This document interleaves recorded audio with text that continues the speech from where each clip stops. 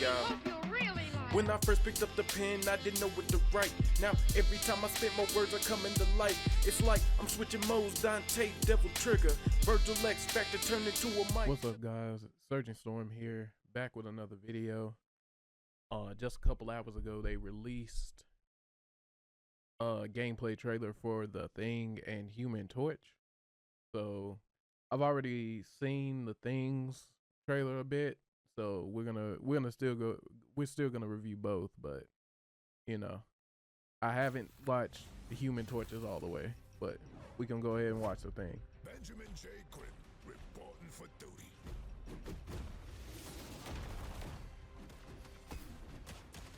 Oh no, he fighting for real. The fact that AoE can destroy structures above him is insane.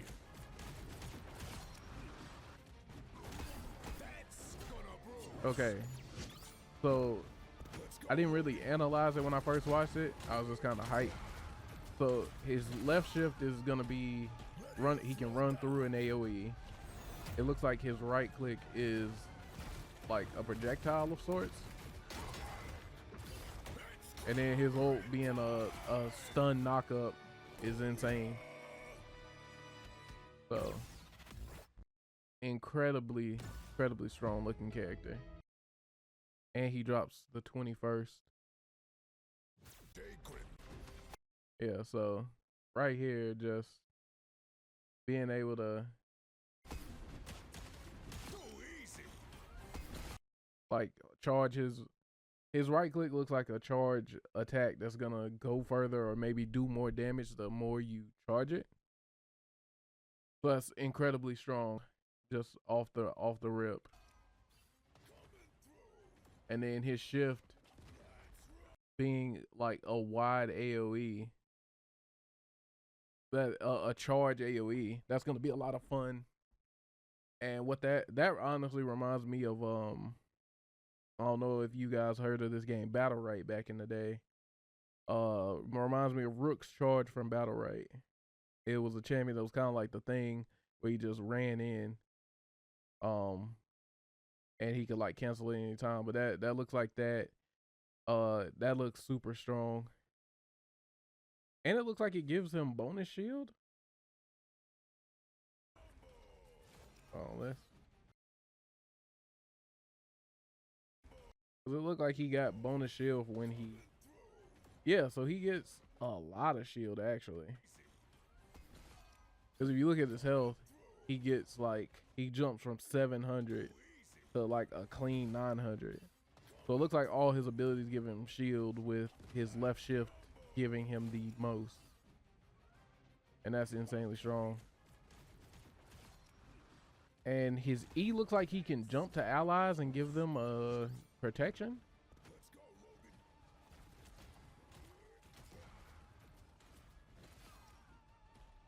I'm wondering if when he does his left shift, if that puts like something on the ground. Yeah, so he can jump to allies and then charge.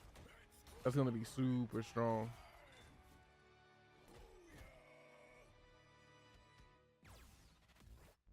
Yeah, no, I'm liking him for a Vanguard guard. He looks like he's gonna be super tough, super strong, just a lot of fun to play. So I'm looking forward to him as a sort of tank main myself, to play him, because he just looks super dope. Yeah. And then from what I seen on Twitter, I seen a bit of leaks. It looks like he's gonna have the trench coat as his main as his first outfit, which is gonna be kind of cool. But yeah, he looks like he's definitely gonna be one of those tanks where he's like literally in the thick of the fight, kind of like Thor, because it looks like they gave him a little bit of mobility with the E, being able to jump to. Yeah, so the E can jump and I guess put a shield on allies. So that's gonna be super strong. And the E just looks like it's gonna be ridiculous. It looks like it's gonna be good for peeling, you know, DPS who put themselves in a bind, or hell, even healers. Like in this situation, the Jeff was getting jumped by Iron Fist, so stuff like that. and then the right click looks like it's gonna be like his like range attack. I feel like he's gonna be. I feel like characters like Wolverine, you know, who deal percentage health, who can just absolutely shred tanks. That's gonna probably be his disadvantage, but we won't know until he really drops. And I believe that if I look correct, him and Johnny are dropping on the 21st. Yeah, so that is actually this Friday. Yeah, so. And I also seen a bit of the patch notes. Unfortunately, they're nerfing Cloak and Dagger. Well, not unfortunately. That character's good and like terrible at the same time. Like that character's really good. They charge their ult super fast, so it's good they're getting the nerfs.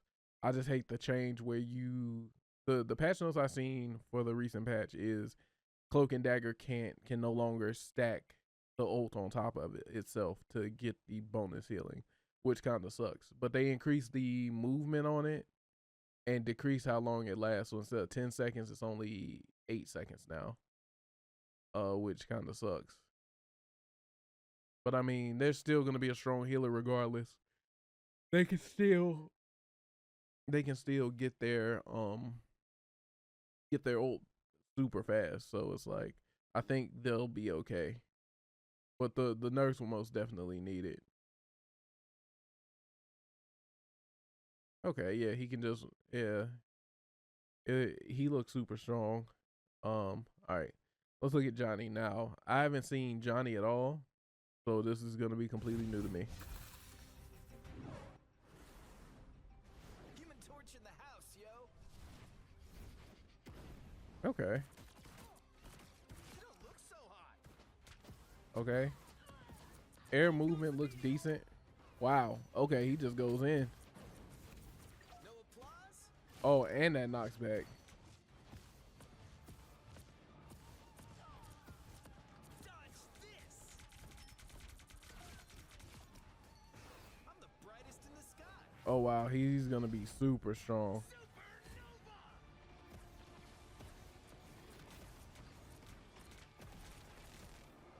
Firestorm.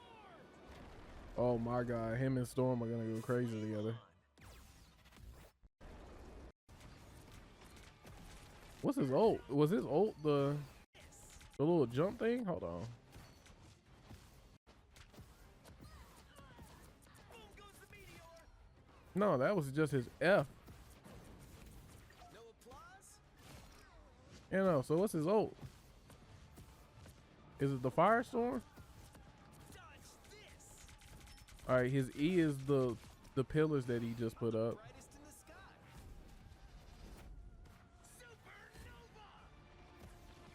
Supernova. Okay, he spawns the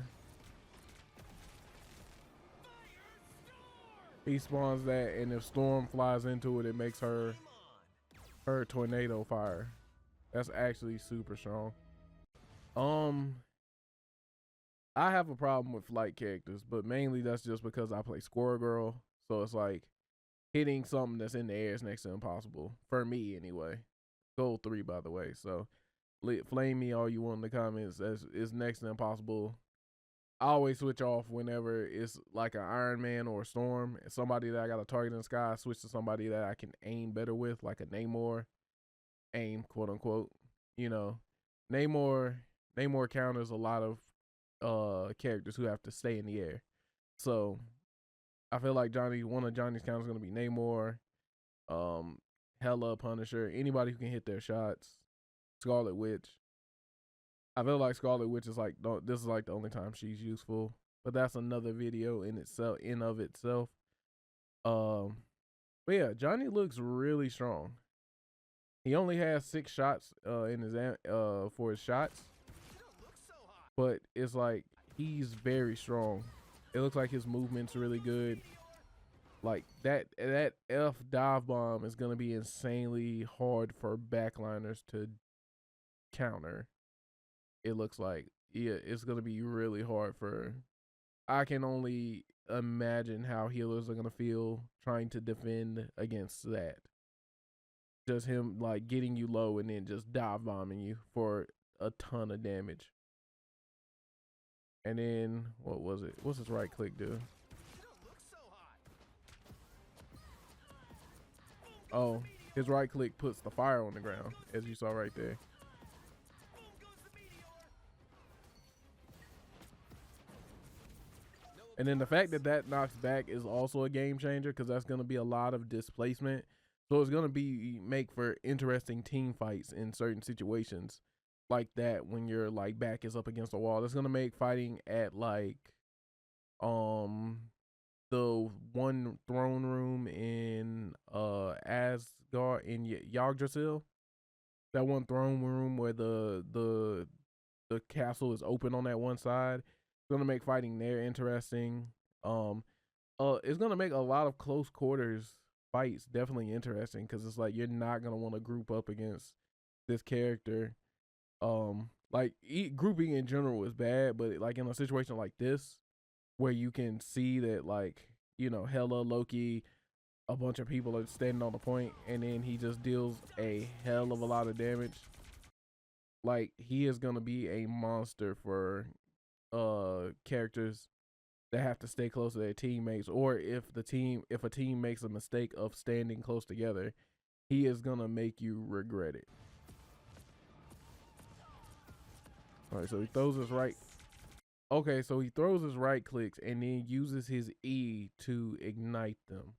Okay, I'm glad I'm going frame by frame so I can really pay attention to this, because like, I would have missed this otherwise. So he plants 1, 2, 3, 4, and then connects the dots with his E, and he is on a 15-second cooldown.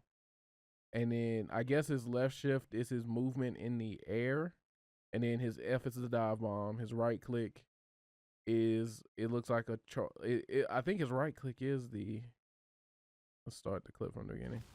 Yeah, his right click is the thing that places them, and then his E is what ignites them and links them together. Yeah, and then I think I don't know what his bonus is. Yeah, that deals a lot of damage. I'm the brightest in the sky. Supernova.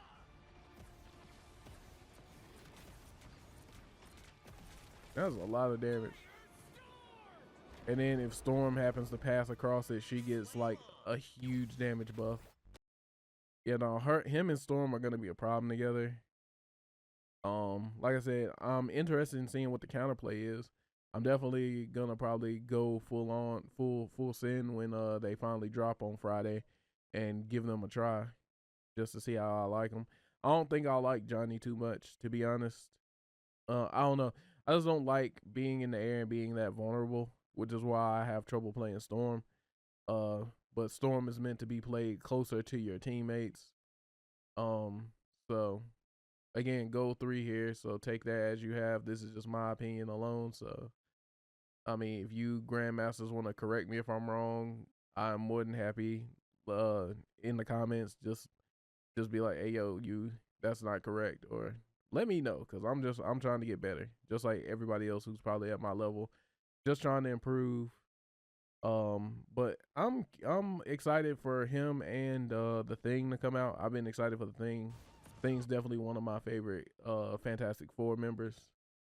So I'm definitely ready to just run in and be completely ignorant with him, and like be a like OD tank with him. But yeah, that's about it. Let me know in the comments how y'all feel about the characters. Do y'all think they're gonna be top tier day one, needing nerfs, or do y'all think they're gonna need buffs like Storm had to get? You know, just let me know in the comments. Like the video and subscribe if you enjoy this type of content. I'm Surgeon Storm, and I'll see you guys next time. Thank you so much for watching. Peace. All of us are born stormers.